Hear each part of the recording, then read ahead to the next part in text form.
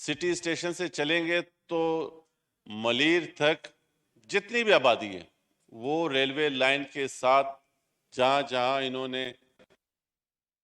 اپنی مرضی سے مختلف بلڈرز کو زمینیں الاٹ کی ہیں، پیٹرول پمپس دیے ہیں، اور ہر کمرشل ایکٹیویٹی کے لیے لوگوں کو این او سیز دی ہیں۔ جس آبادی کا میں ذکر کر رہا ہوں، لیبر کالونی کا، قائد آباد کا، وہ تمام سر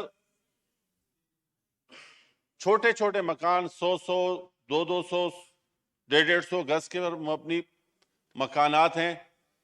اور ان کو نوٹس دے کے اور کہتے ہیں کہ جی ہمیں انہیں گرائیں گے۔ جب ہم ریلوے حکام سے بات کرتے ہیں تو وہ کہتے ہیں کہ جی یہ سپریم کورٹ کا آرڈر ہے۔ جناب اسپیکر، ہم یہ نہیں کہتے کہ سپریم کورٹ کی کمپلائنس نہیں ہونی چاہیے، ہم یہ نہیں کہتے ہیں کہ ریلوے ترقی نہ کریں، ہم یہ نہیں کہتے کہ ریلوے میں اصلاحات لانی چاہیے، لیکن وہ کون سی اصلاحات ہے، وہ کون سی ترقی ہے کہ میرے گھر کو خراب کرنے کے بعد آپ ترقی کر رہے ہیں؟ پاکستانی عوام کو آپ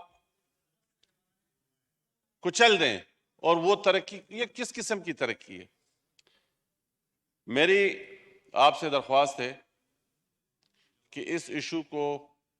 چونکہ یہ بہت بڑی آبادی ہے، ہزاروں کے حساب سے گھر آتے ہیں اور لاکھوں کے حساب سے آبادی اس میں لوگ آتے ہیں،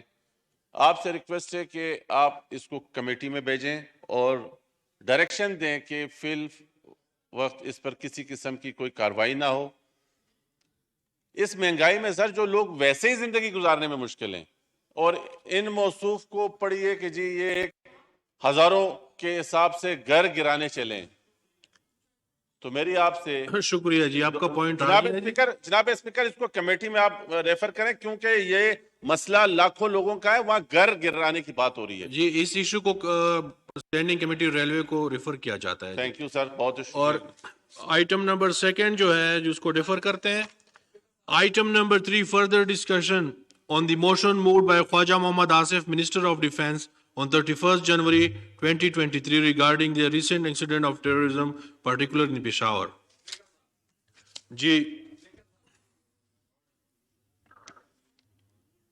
جی محسن داور صاحب۔